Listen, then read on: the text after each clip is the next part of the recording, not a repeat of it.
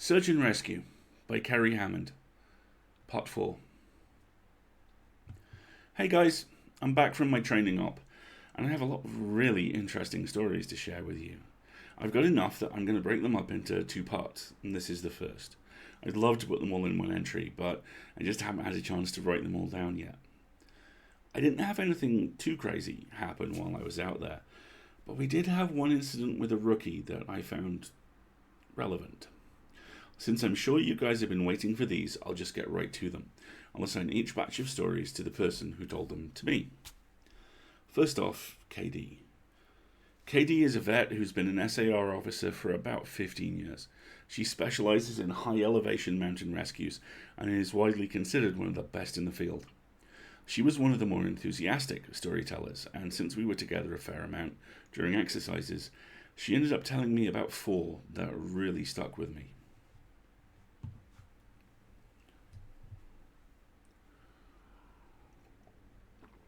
The first she told me was in response to a question about her most traumatic calls. She shook her head and told me really bad calls happen more frequently on the mountain because the potential for nasty accidents is higher. About 5 years ago, one of the parks she worked at had a string of disappearances. It was a bad year, she said, one of the worst on record as far as weather went. They were getting about a foot of new snow every couple of days, and there were a few avalanches that killed some climbers.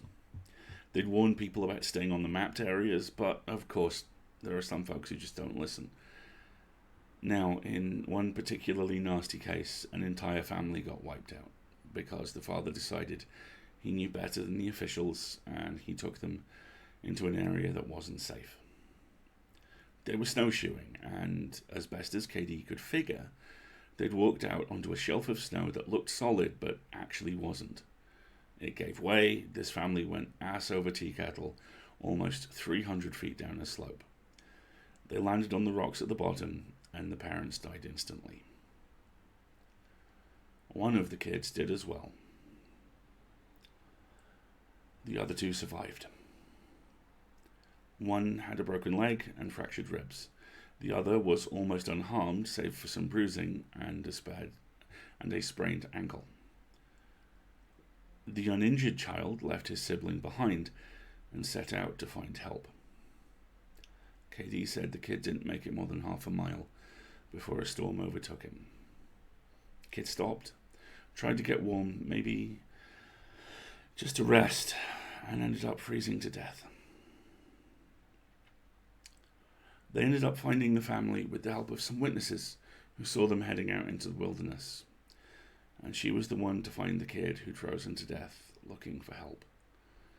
She said it had started to snow, just enough to obscure long-distance vision, but not enough to make searching impossible.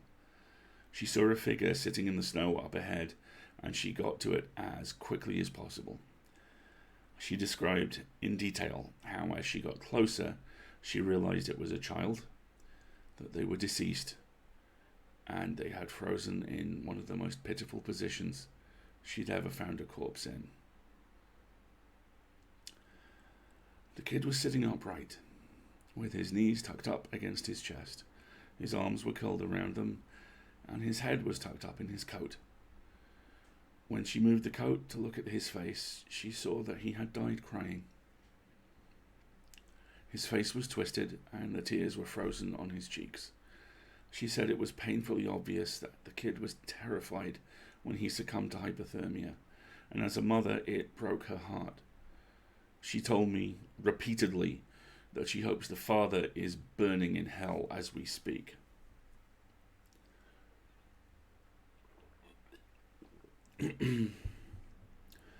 The other traumatic story she told me that stood out in my mind was one that happened when she was a rookie. Her team got a report of an experienced climber who hadn't come home the previous day. His wife was convinced that something bad had happened because he'd never failed to come home on time. So they went out looking for him, and they had to climb what sounded like some very technically challenging parts of the mountain.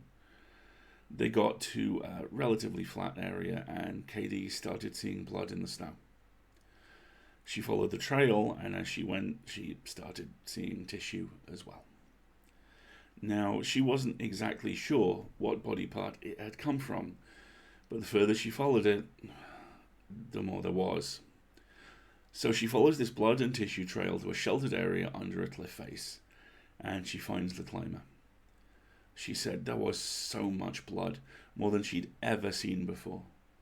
He was lying face down, one arm stretched out in front of him, as if he died crawling. She looked closer, and when she did, she saw that he'd been partially disemboweled, which is where the tissue she'd seen had come from. Now, the guy had an ice pick tucked into a hip holster, and this thing was covered in blood. Of course, they'll never be sure exactly what happened, but as best as she can figure, this is what went down. The guy had been attempting to climb up to the next area, and had been using his ice axe to ascend. He'd probably hit a loose patch, and had fallen. On the way down, or possibly when he'd landed, he'd been impaled on the axe, and it had disemboweled him. He had drug himself along, tearing pieces of himself out as he went, and had died under the cliff face. Now, she isn't terribly bothered by gore, but I guess a few of the guys who came to help her remove the body threw up when they turned him over, and a good portion of his intestines spilled out.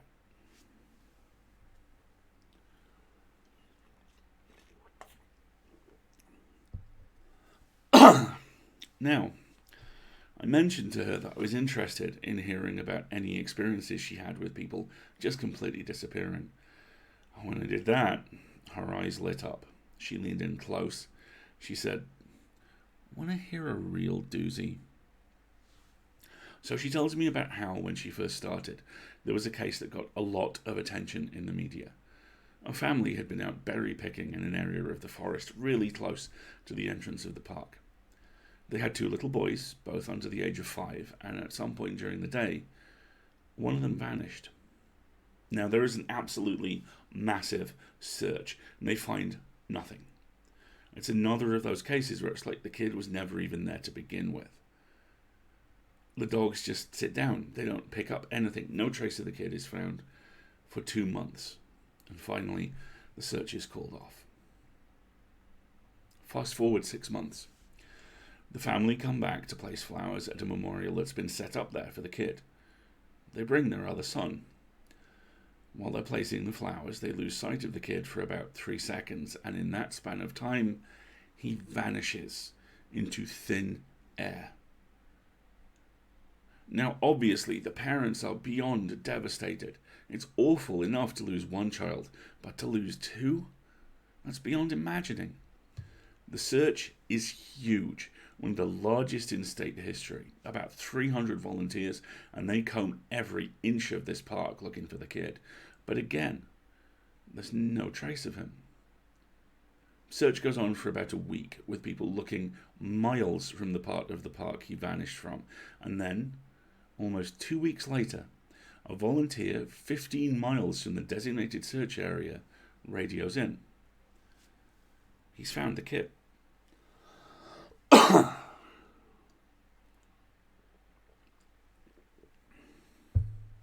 Now, they assume the kid was dead.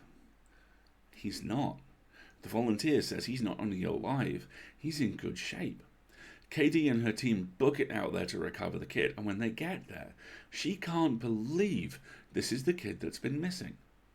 His clothes are clean, there's no dirt on him anywhere, he doesn't appear traumatized. The volunteer says he found the kid sitting on a log, playing with a little twig bundle that's bound together with some old rope. Katie asks where he's been, who he was with for these 2 weeks, and the kid tells her that he's been with the Fuzzy Man. Now, Katie believes firmly in Bigfoot, so she gets all excited and asks what he means by fuzzy. Was he hairy? But the kid says no. He wasn't hairy, he was a fuzzy man. And he describes a man that's blurry, like when you close your eyes but not all the way closed. He says the man came out of the trees and took the kid with him, deep into the woods. The kid says he slept in a hollow tree, and the fuzzy man gave him berries to eat. Katie asks if the man was mean, if he scared the kid. The kid says, nah, he wasn't scary, but I didn't like how he didn't have eyes. KD says they get the kid back to headquarters and a cop takes him into town to talk to him more about what happened. She's friends with the cop that talked to him, and she said the kid described being kept in this tree by the fuzzy man and given berries whenever he was hungry. He was allowed to wander around a very specific clearing, but when he tried to go further, the fuzzy man would get mad and yell real loud, even though he didn't have a mouth. When the kid got scared at night, the fuzzy man made it go brighter and gave him the twig bundle. He said the fuzzy man was going to keep him, but he had to let him go because the kid wasn't the right kind. He either couldn't or wouldn't elaborate more on that. So the cops had just sort of left scratching their heads, and the search for his brother is renewed with no results. The kid has no idea where his brother might be, and they never find him. The last story Katie told me was of something that happened to her. She got separated from her training group when she was a rookie. They were learning the basics of high elevation, belaying on a well-mapped side of the mountain, and she had to use the bathroom. So she goes off like 50 yards from the group during a meal break, does her business, and I will tell the rest exactly as she told it to me. So I go to take a piss, and once I'm done, I start going back to the group. But I've only gotten about 5 feet when I realise I have no idea where I am. And this wasn't an, oh, I got turned around, lost. I mean, I literally had no fucking clue where I was. If you'd asked me, I don't think I'd have been able to tell you what state we were in. It was sort of how I imagine people with amnesia feel, you know? You're completely lost and you have no idea what to do. So I just stood there for a while, just trying to figure out where the fuck I was and what I was supposed to do. But the longer I stand there, the more confused and turned around I get. So I started walking. As I recall, just picked a random direction and went for it. And as I'm walking, it's just getting worse and worse and worse, to the point where I have no concept of why I'm on the mountain in the first place. I'm just trudging through the snow, and then I start hearing this voice. It's kind of in my head, almost like if a frog could talk, all low and a little croaky, and it's telling me over and over, it's okay. It's okay. You just need to find something to eat. Find something to eat, and you'll be okay. Just keep walking and find something to eat. Eat. Eat.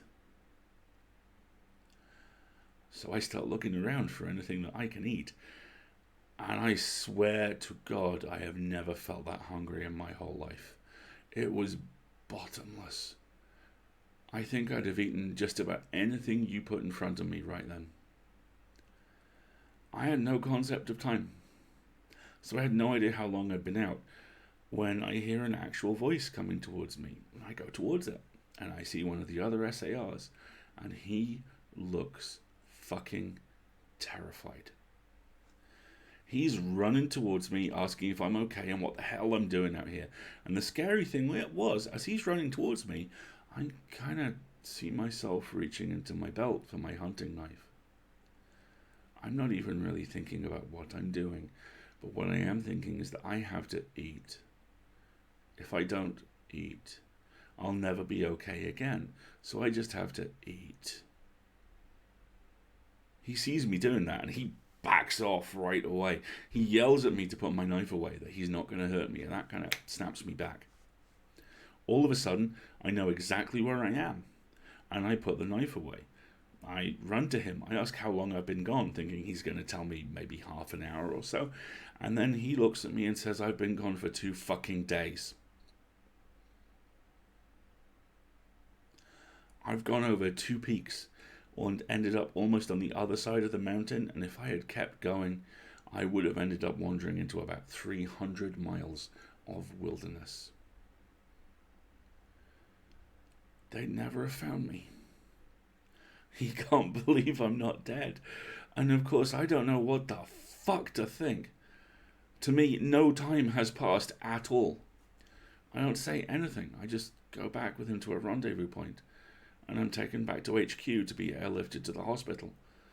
When I get there, they do all kinds of tests, try to figure out what happened. Best they can guess, I had some kind of weird fugue state, which is kind of like amnesia, or a weird seizure that knocked my brain out of whack. But the truth is, we don't know. It's never happened again, but I'll tell you, ever since then, I never go out there alone. People rag on me, say, take the piss for making them come with me when I have to leave the group. But I just tell them, listening to me take a piss in the snow is better than losing me for 2 fucking days on a freezing mountain.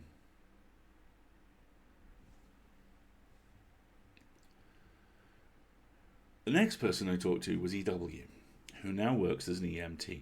Used to be a trainer. He still comes to ops like this to help out, but he doesn't work full time for us anymore. EW specialised in finding lost kids. He seemed to just have a sixth sense when it came to knowing where they'd gone. He's a legend among the more senior vets, but he gets embarrassed if you compliment him on his work. He sat down for dinner with me one evening. We ended up swapping stories. Most of them were just casual, but when we got on the subject of our weirder calls, I mentioned that I had a buddy who'd gone up a set of stairs. He got really quiet, and he asked me if I'd heard of a little boy who'd disappeared from his park a few years back. I hadn't. So he told me this story. They were out looking for this 11-year-old boy, Joey, who'd gone missing near a river. Of course, first thought was that he'd fallen in and drowned, but when they brought dogs out, they led SAR officers away from the river and up into this really densely forested area. When we do searches for people, we search in a grid, and we search every box of the grid incredibly thoroughly. Here's what EW's team noticed. There was a really strange pattern that the dogs were starting to define. Dogs in alternating boxes were picking up Joey's scent, but they were losing it when they overlapped with another box. If you think of a checkerboard, Joey's scent was being picked up in random black squares, but never in red. Now, this, of course, didn't make any sense, because how could the kid bounce from area to area without leaving a scent in each place he passed? EW and his partner pass into a new box of the grid, and EW notices a set of stairs about 50 yards away. He tells his partner that they need to go check near it, but his partner flat out refuses. He tells EW that he's made it a point never to go near any stairs he sees, and that while it may be routine, he's not going to pretend that it's normal.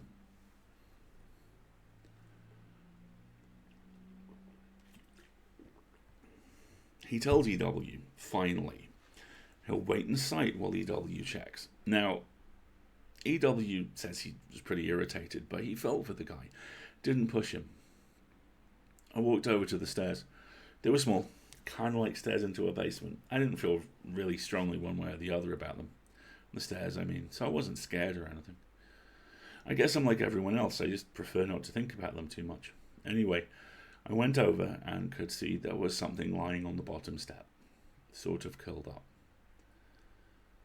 My heart sinks, because of course you always hope for the best, and we were confident that we'd find this kid alive. He'd only been missing a few hours.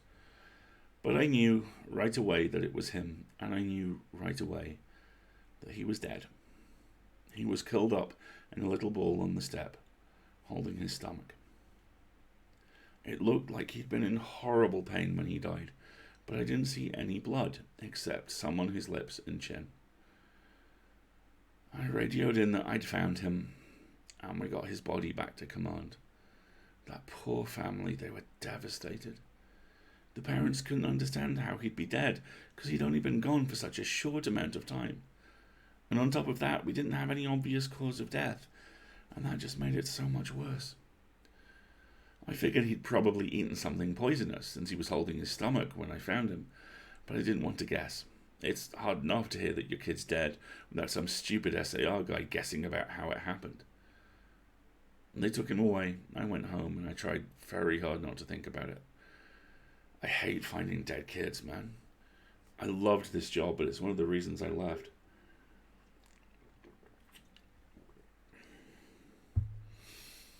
I've got 2 daughters, and the thought of losing them that way. He choked up a little here. I'm not great with emotional stuff like that, and it's always sort of awkward to see a grown man cry, so I didn't really know what to do. He pulled himself together eventually, though, and he kept going. We don't always hear back from the coroners about cause of death. It's not really our job to know, I guess, and sometimes if they think it's foul play, they won't tell us because of legal bullshit. But I've got a friend who works for the sheriff's department, and he'll usually pass along any interesting info if I ask. In this case, though, I actually got a call from him about a week later. He asks if I remember the kid, and of course I do. And he says some seriously weird shit's going on. He tells me, "EW, man, you're going to think I'm crazy, but the coroner has no idea what happened to this kid. He's never seen anything like it." My friend goes on to tell me that when the coroner opened the kid up, even he couldn't believe what he was seeing. The kid's organs were like Swiss cheese.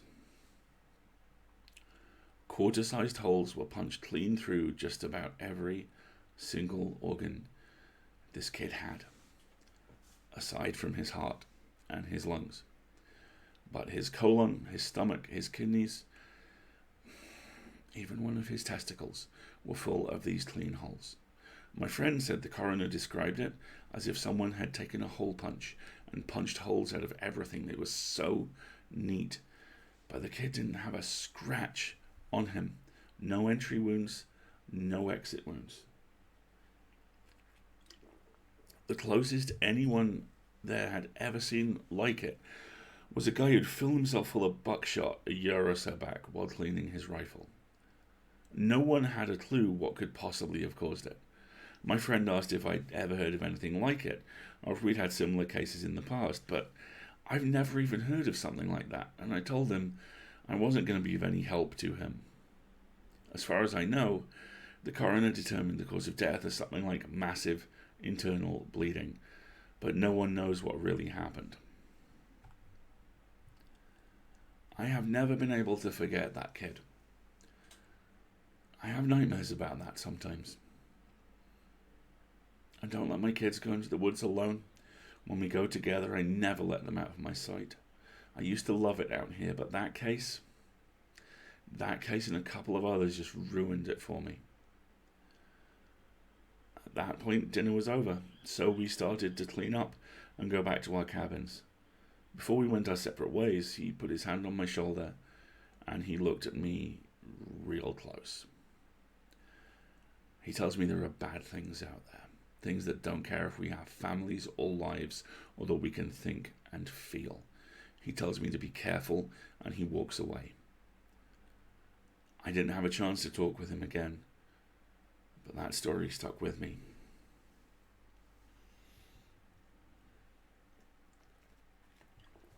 By pure coincidence, I got to talk to another vet, PB. PB's been in the SAR field for years. We were partnered on a grid sweep during a training exercise, and we're chatting away casually about how we liked the job, what kind of things we'd seen, the like, you know. And at one point, we passed an old set of stairs, although these were probably from an old fire lookout, given the area that we were in. I kind of casually mentioned that I was curious about the stairs, and that I wished I knew more about them. He got kind of quiet, and looked like he wanted to tell me something, but wasn't sure if he should. Finally, he told me to turn my radio off. Now, obviously, this is something we are never, ever supposed to do. But I did it, and he did the same. About 7 years ago, he tells me, he was out on a call with a rookie. They were in an area of the park that's had a lot of strange reports and events. Disappearances, stories about lights in the forest, odd noises, things like that. The rookie, totally spooked, kept going on and on about things in the woods. According to PB, guy wouldn't stop talking about the goat man. Just on and on. Goat man this, goat man that. Finally, I told him there was plenty else to be afraid of out here that was very, very real, and that he'd better go over this thing with the goat man. The rookie wanted to know what kind of things I was talking about, and I just told him to shut up and walk. We crested a little ridge, and there was a staircase 10 yards ahead. And the rook stops dead in his tracks, and he just stands there looking at him. I tell him, see, that's something you should be afraid of. The The rookie asks me what the hell those things are doing at it, and for some reason, I just open up. I tell him the truth, or what I've been told is the truth at any rate. I could have gotten a lot of trouble for doing what I did, and I could get in a lot of trouble for repeating it to you, but you're a nice kid, and I want you to stop looking into this. Quit while you're ahead. So I'll tell you what I know, under the condition that you never breathe a word of this to the soups. Now, I told him I wouldn't say a word, and he double checks that our radios are off, and then he starts talking. When I first started out, we were a little less tight-lipped about them, and other things that happen out here. We warned people before they were even hired that there was weird shit going on. I guess the Forest Service was tired of having such a massive turnover rate, and they wanted people to know what they were getting into. So they started having people sign these agreements that they wouldn't go to the media about what they were going to see. FS didn't want to scare people away, so the last thing they needed was spooked rookies running off to the media with stories of ghosts and haunted stairs. But eventually, they found out the agreements weren't necessary.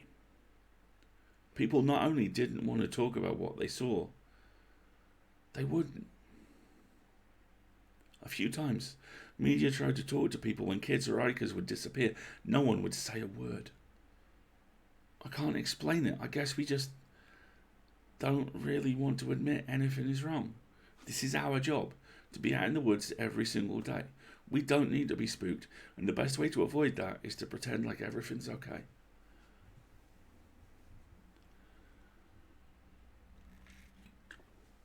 So, I will tell you everything I can think of, and after that, I'm done talking about it. For good. And I expect you to not bring it up around me. Ever. The stairs have been out here as long as the parks have existed. We have records going back decades describing them. Sometimes people go up and nothing happens. Other times, look, I really don't like talking about this, but sometimes really bad shit happens. I saw one guy get his hand sliced clean off when he got to the top step. Reached out to touch a tree branch, and it happened so fast. 1 second, his hand was there. Next, gone. Completely clean wound. We couldn't find it. The guy almost died. Another time, a woman touched one of the stairs. Blood vessel in her brain exploded. Literally exploded. Like a water balloon. She sort of stumbled down, came over to me. All she got out was, I think something is wrong with me. And she dropped like a sack of flour. Dead before she hit the ground. I will never forget the way the blood leaked into the inside of her eye. I watched it turn red before she died. I watched it happen. There wasn't a single thing I could do to help.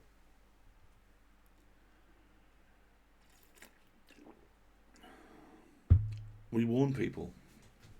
We warn them not to go anywhere near them, but there's always at least one idiot who does. And even if nothing happens to them, something bad always happens. Kids go missing as we're on their trail. Someone dies the next day. Cut in half in a completely safe part of the park.